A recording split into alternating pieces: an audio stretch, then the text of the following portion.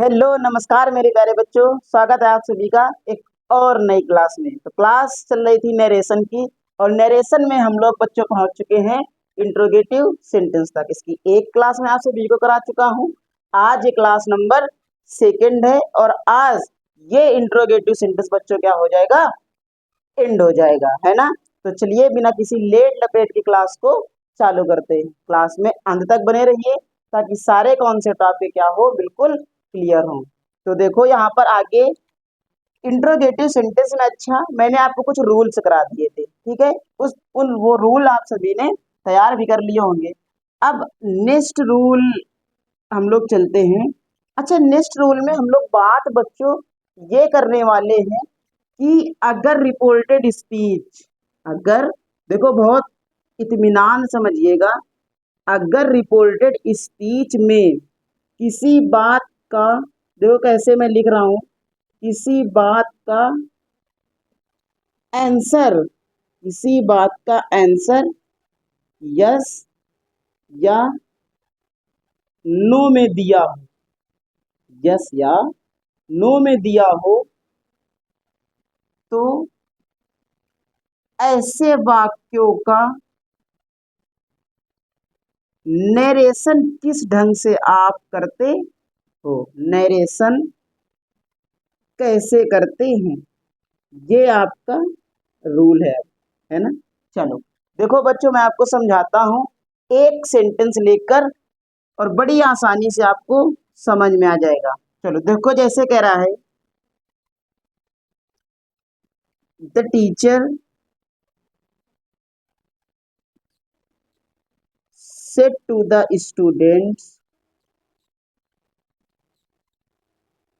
Students comma inverted comma,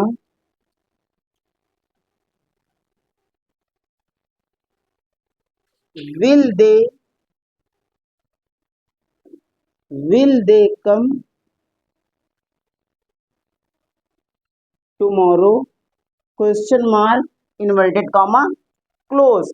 अब आगे इसी में बच्चों क्या है, आगे फिर इसी में सेंटेंस ऐसे कह दिया जाए, अगर यहां से चलो मैं लिख दे रहा हूं, the students the students said comma inverted comma no full stop inverted comma close. देखो ये रूल मैं आपको समझा रहा हूं, ये कैसे इस सेंटेंस का आप नरेशन करते हो, ठीक है बच्चों। चलो देखो, तो जो रूल मैंने आपको पीछे बताए हैं, यहां से लेकर यहां तक आपको वही रूल लगा के नरेशन करना है। फिर आगे मैं आपको बताता हूँ ये वाला कैसे करोगे, ठीक है। चलो, ये कह रहा है बच्चों, द टीचर, अब देखो ये रिपोर्टेड स्पीच के अंदर हेल्पिंग वर्ब से स्टार्ट होने वाला इंट्रोगेटिव सेंटेंस है ना। रिपोर्टिंग वर्ब हम लोग क्या लगा देंगे, आस्क्ड द स्टूडेंट्स, ये हो गया आपका asked the students. Connective word मैंने इफ लगा दिया। अब देखो दे थर्ड पर्सन है, नो चेंज रहेगा, दे का दे लिख दिया, विल का हम लोग वुड कर देंगे, कम जैसा लिखा है वैसा ही लिखा रह देंगे, है ना, क्योंकि वर्ब की फर्स्ट। टुमारो क्या होता है, the next day, the next day. अब फुल स्टॉप लगा दीजिए। अब बारी आती इस वाले सेंटेंस को चेंज करने में, ठीक है। तो देखो उसी के आगे वहां पे जगह ज्यादा नहीं, इस वजह मैं यहाँ पे लिख रहा हूँ।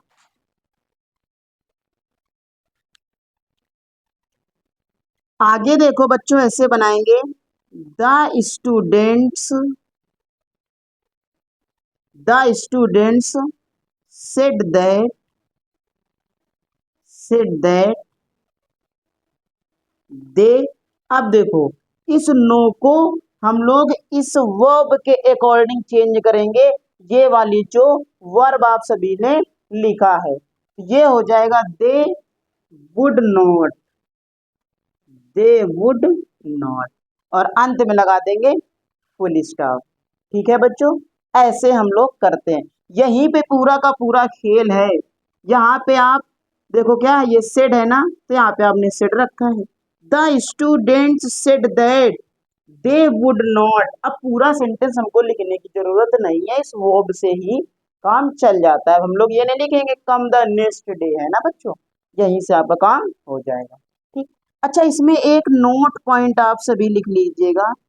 नोट में क्या है कि हम लोग इसको अच्छा और दूसरी तरह कैसे लिख सकते हैं, इसी को और लिख सकते थे। देखो मैं यहाँ पे लिखे दे रहा हूँ, the students, the students replied, उत्तर दिया, है ना, सेट का मतलब उत्तर ही तो दिया था, उसी बात के जवाब में तो ये बात कही है। तो ये हो गया the students replied in negative, in negative. अच्छा, इसको भी लिख सकते हैं, ये भी हमारा सही माना जाता है। क्या सही माना जाता है? तो यही कह रहा है कि कुछ विद्वान जो है एस को कैसा लिखते हैं, replied in affirmative, replied in affirmative,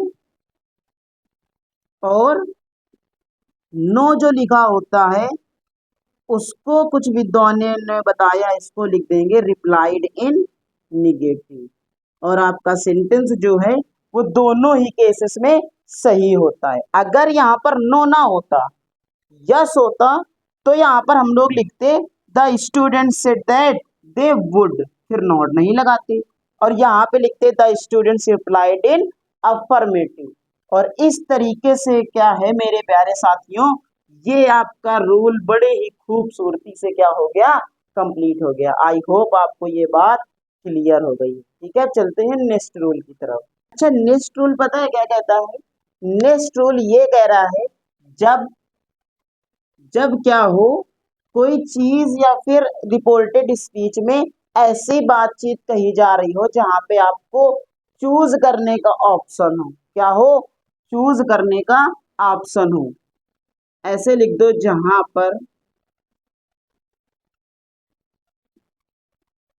चयन करने का ऑप्शन होता है, चयन करने का ऑप्शन होता है, वहां पर इफ की जगह वेदर का प्रयोग अच्छा माना जाता है। या फिर ऐसे लिख सकते हो, वेदर का प्रयोग करना चाहिए। इस रूल को देखो बच्चों, एग्जाम्पल की सहायता से मैं आपको समझा रहा हूं। चलो, जैसे लिखा है, the mother asked the guest, asked the guest, comma inverted comma, do you want to have tea or coffee. ये बात देखो पूछी माता जी ने, किससे, गेस्ट से। कह रहा do you want to have tea or coffee, क्या आप कॉफी या फिर चाय लेना चाहते हैं? अब यहाँ पर देखो क्या है, चूज करने का ऑप्शन है यहाँ पर, है ना साथियों। तो यहाँ पर हम लोग क्या करेंगे, इस कॉमा इन्वर्टेड कॉमा को रिमूव करके इफ कंजक्शन की जगह पे वेदर का प्रयोग करेंगे, और ये अच्छा यूज माना जाता है ऐसे केसेस में। अब सेंटेंस कैसे बनता है ये मैं आपको समझा दे रहा हूँ। तो जैसे यहाँ पे चेंज करते हो ना, आस्क्ड में या इंक्वायर्ड में, ठीक ये वैसे ही रहेगा। अब देखो ऊपर पहले ही उसने आस्क्ड कहा है, तो कोई बात है नहीं भाई, वैसे ही रख दो। और ऐसा आ भी सकता है सेंटेंस में, ऐसा होता भी है। वेदर, अब यू को चेंज करो किससे, रिपोर्टिंग वर्ब के ऑब्जेक्ट से, तो गेस्ट क्या हो जाएगा, बोलो अभी एक वचन है तो यही हो जाएगा। इसके ब्रैकेट में देखो हमें लिखने की जरूरत नहीं, क्योंकि दोनों जगह पे जेंडर क्या है, डिफरेंट डिफरेंट है। तो if whether he wanted to have tea or coffee, इस तरीके से हम लोग सेंटेंस को नरेशन में चेंज करते हैं जब चयन करने का सेंस होता है। ठीक है भाई, चलो। अच्छा, नेक्स्ट रूल पता है क्या कहता है? नेक्स्ट रूल बच्चों कहता है, जब यदि कोई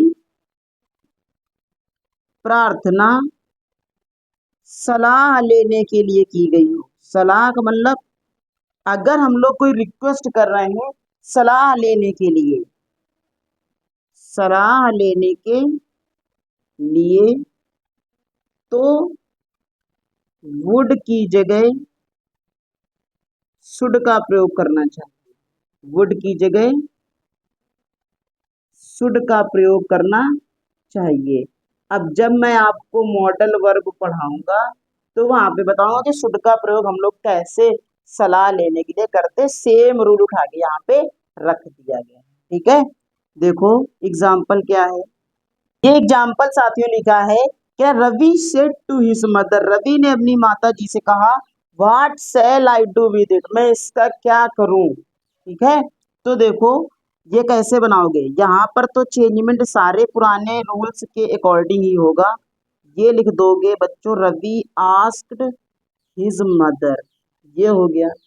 अब आगे ये वाला सेंटेंस देखो स्टार्ट हो रहा है WH से, तो ये WH वर्ड ही इस सेंटेंस का कॉन्जक्शन बन जाएगा। अब बारी आती है सब्जेक्ट को लगाने की, तो सब्जेक्ट कैसे लगाते हैं, ये फर्स्ट पर्सन का प्रोनाउन है, इसको चेंज करेंगे रिपोर्टिंग वर्ब के सब्जेक्ट से, सब्जेक्ट थर्ड पर्सन का सिंगुलर है तो यहाँ पर ही आ जाएगा, क्या आ जाएगा, ही। अभी आपको बताया है ऐसे केसेस में जब प्रार्थना की गई हो सलाह लेने के लिए, तो बच्चों वहां पर वुड की जगह क्या करते हैं, शुड, वैसे ही के अकॉर्डिंग यहाँ पर वुड आना चाहिए ना, बट हम लोग यहाँ पर शुड लिखेंगे। What he should do with it, ये रूल आपका। ठीक है मेरे प्यारे बच्चों, आई होप आपको ये समझ में आ गया होगा। तो ये बच्चों रूल्स बचे थे जो मुझे इस क्लास में आपको कराने थे, और ये 3 इंपॉर्टेंट रूल बच गए थे जो पिछली क्लास में नहीं हो पाए थे। आई होप आपको class number first, class number second दोनों के सारे रूल क्लियर हो गए, और यहीं से आपका समाप्त होता है इंट्रोगेटिव सेंटेंसेस का नरेशन। आई होप अभी तक आपने जो कुछ भी पढ़ा है तो सब कुछ आपको क्लियर होगा। If you have any query then you can discuss with me in the comment box. ठीक है बच्चों, तो एंजॉय करिएगा, पढ़ते रहिएगा, अपने नोट्स जरूर साथ साथ बनाते रहें। अब हम लोग मिलेंगे आपसे नेक्स्ट क्लास में, तब तक के लिए जय Hind, take care and love you all.